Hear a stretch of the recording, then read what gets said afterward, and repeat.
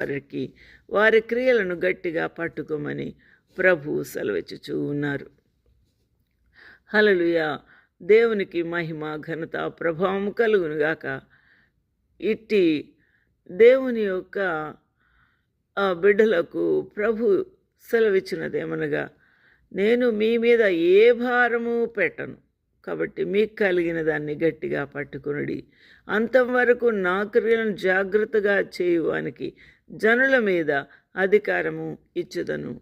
అది ఆ ప్రభువు చేతిలో అధికారం ఉన్నది. ఆ అధికారముతో నేను మిమ్మలను అధికారులనుగా ఆయా దేశముల మీద మీకు అధికారం ఇచ్చుతాను అని ప్రభు సెలవిచ్చున్నాడు. మరియు ప్రభు ఇనుపదండముతో వారిని ఏలును. వారు కుమ్మరి వాని పాత్రల వలె పగులగొట్టబడుదురు.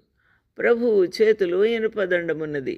అది దేవుని యొక్క ఉగ్రతకు మరియు అతని యొక్క తీర్పులకు సవాలుగా ఆ ఇనుపదండముతో వారిని ఏలబోతూ ఉన్నాడు.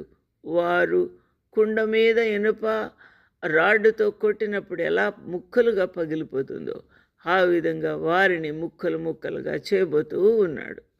మరియు నేను వేకువ చుక్కను ఇచ్చేదను, వేకువ చుక్కను ప్రవిస్తాను అని వారికి వాగ్దానము చేస్తూ ఉన్నాడు.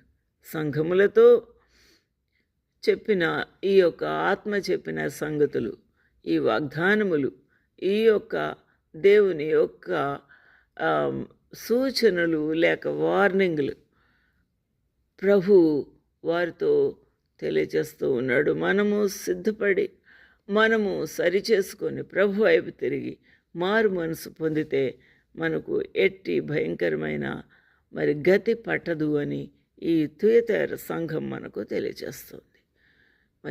మనము బయటికి వద్దామా? ప్రభు వైపుకు తిరుగుదామా? మారు మనసు పొందుదామా?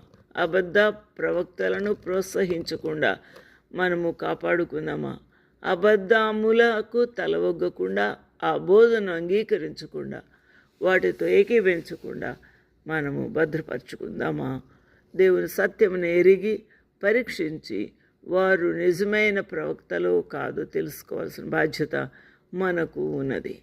కాబట్టి ఈ యొక్క ఉదయకాల సమయమందు దేవుని యొక్క చిత్తము దేవుని యొక్క వాక్యములో ఉంది. కాబట్టి ఈ వాక్యపు వెలుగులో మనము ప్రభువుని వేడుకుందాము, సరిచేసుకుందాము, మనము పవిత్రంగా పరిశుద్ధంగా కాపాడుకుందాము. ఇట్టి భాగ్యం ప్రభు మనకు అనుగ్రహించునుగాక. ఆమేన్.